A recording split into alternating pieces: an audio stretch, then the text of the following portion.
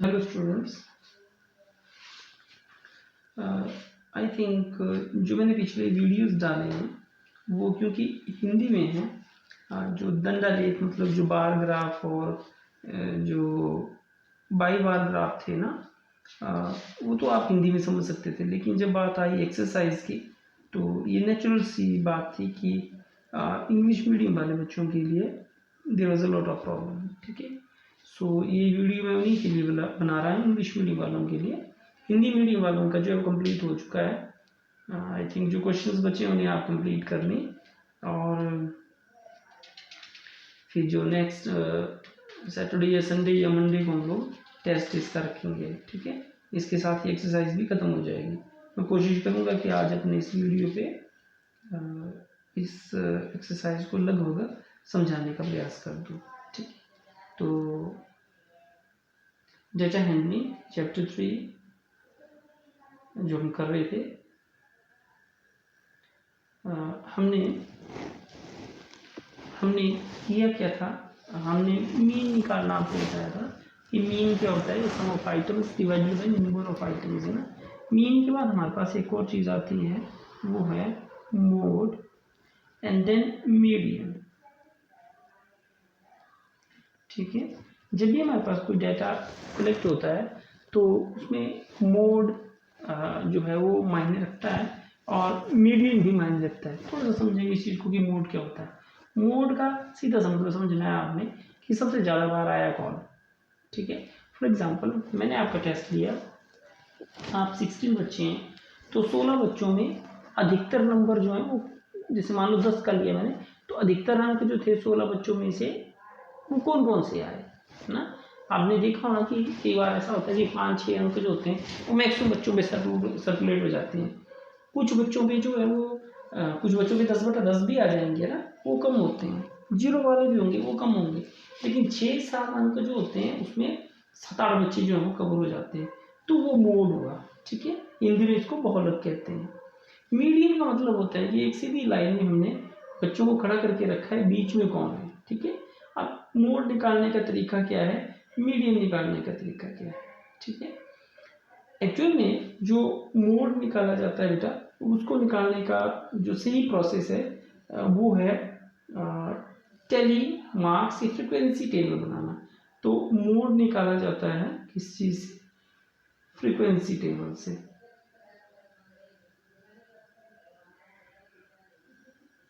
Tables ध्यान देंगे बच्चे, मे भी हो सकता है कि आपकी बुक में टेबल्स की बात, फ्रीक्वेंसी टेबल्स की बात ना की हो।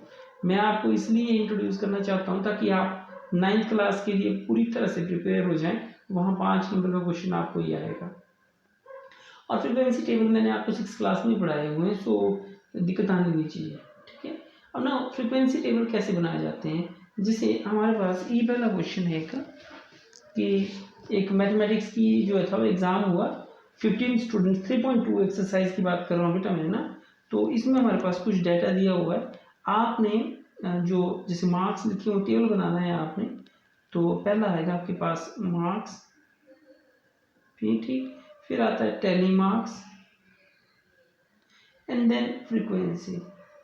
ठीक है, then tally marks and then frequency. ठीक है, तो मार्क्स देखिए आप सबसे पहले, सबसे छोटा इसमें कौन सा है, तो जो मुझे दिख रहा है इसमें मुझे 5 लग रहा है, तो 5 के बाद कौन है, 5 के बाद जो मुझे लग रहा है वो है 9 के बाद 10 के बाद है 12 है इसमें, 12 के बाद 15 है, 16 है।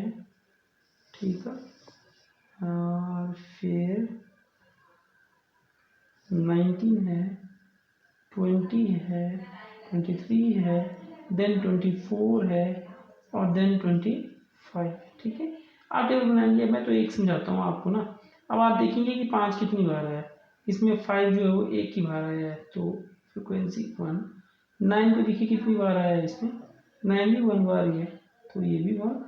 10 को देखते हैं 10 कितनी बार है, अगेन एक बार है, ये भी 1। देखो 12 कितनी बार आया हुआ है, तो 12 भी 1 टाइम है, तो ये 1। 15 कितने टाइम्स आया हुआ है, 15 भी एक बार है, तो ये भी 1। 16 की बात करते हैं, ये भी 1। 19 की बात करते हैं, ये भी 1। और अगर आप यहाँ 20 पे आएंगे तो 20 जो है वह है 1 2 3 4, 1 2 3 4, तो ये 4। इस तरह से बाकियों के लिए आप बीटा टेबल बनाएंगे तो फिर आप पाएंगे कि आपका जो सबसे ज़्यादा जो बाहर आ रहा है वो कौन है, 20। इसलिए आप लिखेंगे कि जो मोड है इस क्वेश्चन का वो कितना है, 20। लेकिन आपने एक ध्यान रखना है, टेबल बनाना है, आपको दैट ही करना है, ठीक है, टेबल बना के। ठीक, अब दूसरा इसमें हमारे पास आता है मीडियन निकालना। मीडियन कैसे निकालते हैं, मीडियन के लिए बेटा बिल्कुल ध्यान देंगे, हमेशा मीडियन आपने इसी तरीके से निकालना है। मीडियन के लिए फर्स्ट स्टेप होता है राइट इन असेंडिंग ऑर्डर।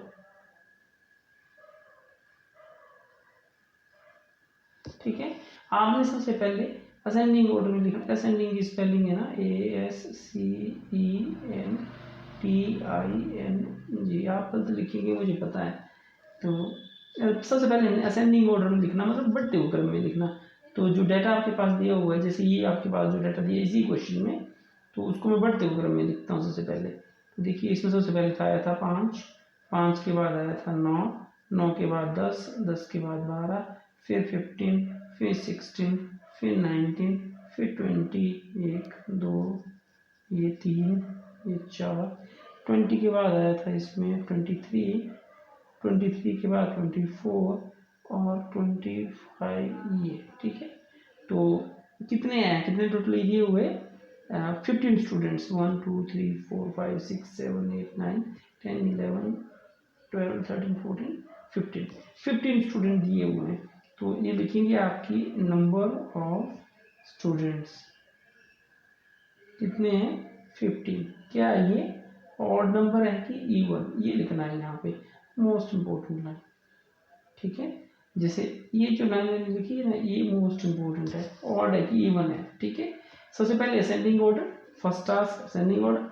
उसके बाद देखना कि ये है कितने दी हुई चीज़ें आपके पास। अगर इवन है तो इवन लिखना है यहाँ, अगर ऑड है तो ऑड लिखना है, क्योंकि ये ऑड है तो ऑड लिख दिया मैंने। अब अगर यदि यहाँ ऑड हो तो मीडियन क्या होता है, देन मीडियन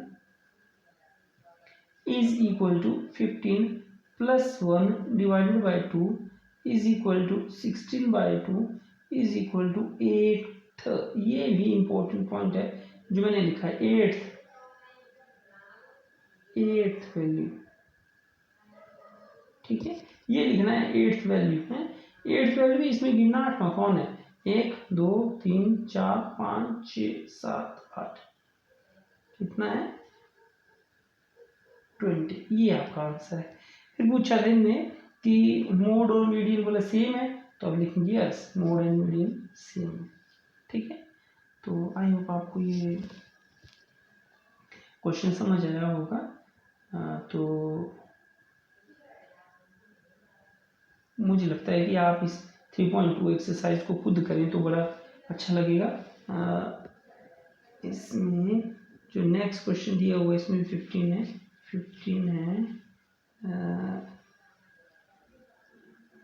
कितने हैं इसमें 3 3 6 3 9, ये भी और आपके पास जितने भी मीडियन के क्वेश्चन दिए हुए हैं वो सबके सब ऑड वाले ही हैं, तो आपने ऐसे ही करना, इवन वाला फिर डाल दूंगा, फिर मैं बता दूंगा आपको। ठीक है, अब 3.3 एक्सरसाइज तो शायद आपने कर ली होनी। हम लोग चलते हैं नेक्स्ट थिंग के ऊपर, और वो है मोड में बता दिया आपको ना, ये भी बता दिया। 3.2 एक्सरसाइज जो है कि ये मैंने करवा दी, इसके आपने ये सारे क्वेश्चन करने बेटा। ठीक है, सब करने हैं। उसके बाद हमारे पास आती है एक चीज़, ये जो बार है ये तो आप कर चुके हैं, इसमें कोई स्पेशल नहीं है, आपको आता है, मैंने पिछले साल आपको कराया हुआ है। जो नेक्स्ट हमारे पास आता है that is the chance and probability. Chance and probability. Probability क्या होती है बेटा? देखिए, मौसम, आप जब सुबह उठते हैं, हम आसमान की तरफ देखते हैं और बोलते हैं ओ नीला आसमान है। उस आसमान को देख करके हम एकदम से एक चीज़ बोल देते हैं, नहीं आज बारिश नहीं होगी, छाते की आवश्यकता नहीं है, बिना छाते के हम स्कूल चले जाएंगे। ठीक है। कई बार क्या होता है, सुबह जब हम उठते हैं, बाहर देखते हैं, आसमान की तरफ देखते हैं, वो बादल छाए हुए हैं, छाता डाल लेते हैं, लेकिन बारिश नहीं भी होती है। ठीक है। अब बारिश होना नहीं होना यह एक संभावना है। ठीक है, प्रोबेबिलिटी है, पॉसिबिलिटी है एक। ठीक है, तो ये चीज़ क्या है? एक प्रोबेबिलिटी। आपसे पूछा जैसे एग्जाम्पल दी हुई इसमें कि sun coming up from west, sun always comes from east not from west, है ना। आपको पता ही है कि जो सूर्य होता है वो पूर्व में उदय होता है और पश्चिम में अस्त होता है। तो ऐसा कभी नहीं हो सकता कि सूर्य जो वो पूर्व में अस्त हो जाए या पश्चिम में उदय हो जाए। ठीक है। एक दूसरा एग्जाम्पल ये हुआ है कि आपसे पूछा जाए कि एक चींटी जो 3 मीटर ऊंची हो गई, तो ये बोलेंगे ये तो इम्पॉसिबल है, ये प्रॉबेबल नहीं है। अब हम चांस की बात करते हैं। दैट चांस क्या होता है? मैंने एक कॉइन लिया और उसको हवा में घुमाया। ठीक है, तो जब हम हवा में घुमा रहे होते हैं, तो जब ऊपर घूम रहा है और मैंने बैटिंग करनी है और मुझे हेड चाहिए, तो मैं अपने फ्रेंड को बोलूँगा भाई हेड ही आएगा। तो क्या हेड ही आएगा? आ भी सकता है, नहीं भी आ सकता है। It is a matter of chance. ठीक है, यह एक संयोग का विषय है। तो थोड़ा सा समझने की कोशिश करनी है बेटा कि किसी चीज़ के होने, कोई घटना हो सकती है या नहीं हो सकती है, ये प्रोबेबिलिटी के ऊपर निर्भर करता है। लेकिन संयोग का हमारा मतलब होता है कि जब कोई काम हो रहा है, बीच की जो स्टेज है, जैसे कॉइन को मैंने टॉस किया, तो बीच की जो स्टेज है, जब रोल कर रहा है कॉइन हमारा, तो it is a matter of chance that ये भी हो सकता है कि मैंने कॉइन को टॉस किया हुआ है, हेड ही आ जाए, पर हेड नहीं भी आ सकता है। तो ये चांस की बात है ना। आपको थोड़ा सा इतना सही है आई थिंक प्रोबेबिलिटी के ऊपर। तो एक्सरसाइज के क्वेश्चन कोई ज़्यादा इसमें टफ नहीं है। Tell whether the following is certain to happen, impossible, can happen but not certain. आपने बताना है कि ये जो निम्नलिखित चीज़ें दी हुई हैं, ये बोला ये सर्टन टू हैपन है, होंगी, पक्का होंगी। इम्पॉसिबल हो ही नहीं सकती, हो भी सकती है, नहीं भी हो सकती है। You are older today than yesterday. आप पिछले कल से आज बूढ़े हैं, तो ये बिल्कुल सर्टन टू हैपन है। A tossed coin will land heads up. एक कॉइन को टॉस किया और हेड ही आएगा, है ना। ये पक्का है, ये इम्पॉसिबल है कि हो भी सकता है, नहीं भी हो सकता है। It is a matter of chance, it is a matter of chance, है ना। तो ये थर्ड ऑप्शन क्या आएगा? Can happen but not certain. A die when tossed shall land up with 8 on top. एक डाइस जो होती है ना, खेलते हैं हम लोग लूडो गेम खेलते हैं, तो लूडो के लिए एक डाइस को घुमाया क्या और बोला 8 आएगा पक्का। तो आपको पता ही होगा कि जो लूडो का जो रोल करने वाला होता है, डाइस जिसको हम बोलते हैं, डाइस बोलते हैं, उसमें 8 होता ही नहीं है, उसमें 1 से लेकर 6 तक गिनती होती है। तो ये क्या होगा? Impossible. The next traffic light seen will be green. कि एक ट्रैफिक लाइट से आप निकले और अगली वाली ट्रैफिक लाइट पक्का ग्रीन होगी। तो can happen but not certain ना। Tomorrow will be a cloudy day. तो क्या पता है, इसका हो भी सकता, नहीं भी हो सकता। Can happen but not certain. There are 6 marbles in a box with numbers from 1 to 6 marked on each of them. एक बॉक्स है उसमें 6 मार्बल हैं, कंचे डाले हुए हैं, सबके ऊपर जो 1 से लेकर 6 तक लिखा हुआ है। What is the probability of drawing a marble with number 2। अब पूछा है कि इसकी क्या प्रोबेबिलिटी है कि आप जो मार्बल निकालेंगे उसमें 2 ही नंबर हो। तो देखिए आपके पास मार्बल कितने हैं टोटल? 6। ठीक, निकालना क्या है आपने? 2। आपने ध्यान रखना है कि प्रोबेबिलिटी का फॉर्मूला होता है बेटा, probability is equal to favorable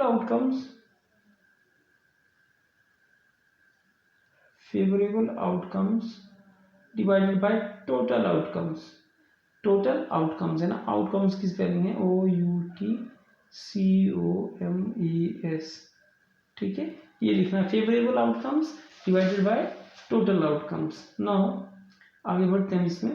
अब देखिए आपके पास आ क्या सकता है 1 से लेके 6 तक, तो 6 चीजें आ सकती हैं। चाहिए क्या है नंबर 2, दो कितने कितने कंचों के ऊपर 2 लिखा हुआ है 1, तो प्रोबेबिलिटी कितने के बराबर आ जाएगी 1/6 1/6, ठीक है। नेक्स्ट है what is the probability of drawing a marble with number 5, same 5 number वाले मार्बल है कितने 1, टोटल मार्बल कितने 6, प्रोबेबिलिटी अगेन 1/6, ठीक। नेक्स्ट है a coin is flipped to decide which team starts the game, एक कॉइन को flip किया गया, ठीक है, टॉस किया गया, what is the probability that your team will start, एक कॉइन को टॉस किया गया, ठीक है, तो क्या क्या आ सकता है हेड आ सकता है या फिर टेल, तो टोटल आउटकम्स कितनी है 2। अब आपने जीतना है तो आपको या तो हेड चाहिए या फिर टेल चाहिए, मतलब 1, तो प्रोबेबिलिटी किस चीज के बराबर आ जाएगी जो आपको चाहिए बटा जो टोटल है, ठीक है, जो आपको चाहिए upon what is the total, तो 1/2 50% जिसको बोलते हैं। तो इस तरह से 3.4 एक्सरसाइज मैं अपनी तरफ से पूरी करता हूँ। बाकी कुछ मैंने वीडियोस डाले हैं, हाँ ये पक्के वाकई प्रॉब्लम वाली बात है कि वो हिंदी मीडियम पे हैं, बट एक समस्या हमारे साथ भी होती है कि हमारे पास 5 क्लासेस हैं और 5 में ही हिंदी और इंग्लिश मीडियम वाले दोनों बच्चे हैं, और एक वीडियो को बनाने के लिए मिनिमम कोई 2 आवर्स का टाइम लगता है, क्योंकि देखिए सबसे पहले प्रेजेंटेशन, पहले तो मटीरियल ढूंढना पड़ेगा कि मैंने आपको पढ़ाना क्या है, फिर उसके लिए प्रेजेंटेशन बनानी पड़ती है, फिर उसके बाद वीडियो को बनाना है, फिर वीडियो को यूट्यूब पे अपलोड करना है ताकि वो फ्यूचर पे भी आपके काम आ सके। आप कभी अगर किसी टॉपिक पे भूल रहे हैं तो आप यूट्यूब पे जाके कभी भी पढ़ सकते हैं, अभी फॉर एवर आपके साथ हो जाएगा। तो इस सारे प्रोसेस को एक क्लास के कवर करने के लिए कम से कम 2 घंटे लगते हैं एक वीडियो को बनाने के लिए। तो अब आपके पास समझ लो आपकी 5 क्लासेस हैं तो 5 का दुगुना 10 हो गया, और 10 का 20 घंटे लगेंगे फिर उस वीडियो को बनाने के लिए। चलो फिर भी जैसे तैसे करके इस काम को हम कर भी दें, लेकिन दुख तब होता है जब हमारे बनाए हुए वीडियो आप देखते नहीं हैं। मैं आपको अगर यूट्यूब का पूरा शेड्यूल निकाल के दिखाऊं तो आप पाएंगे कि आप 16 बच्चे हैं 7th क्लास में, बट हार्डली 4 5 6 बच्चे वीडियो देखना भी पूरा देखना तो अलग बात है, आप देखते भी नहीं है वीडियो, फिर बड़ा दुख होता है कि मैंने 2 घंटे का टाइम कंज्यूम किया और आउटपुट मिल। तो इसलिए फिर वो हर घर पाठशाला वाले ही वीडियो में आपको फॉरवर्ड कर रहा हूँ, अच्छे वीडियो हैं वो भी, लेकिन फिर भी अगर कहीं कोई कमी आ रही है, जैसे 6th क्लास में मैं देख रहा हूँ कि वहाँ प्रॉब्लम है तो मैं वीडियो बना रहा हूँ, 8th क्लास में प्रॉब्लम है तो उनके लिए मैं वीडियो बना रहा हूँ। तो जहाँ जहाँ आपको भी अगर जरूरत पड़ती है तो ज़रूर लिखें आप बेटा ना। ओके।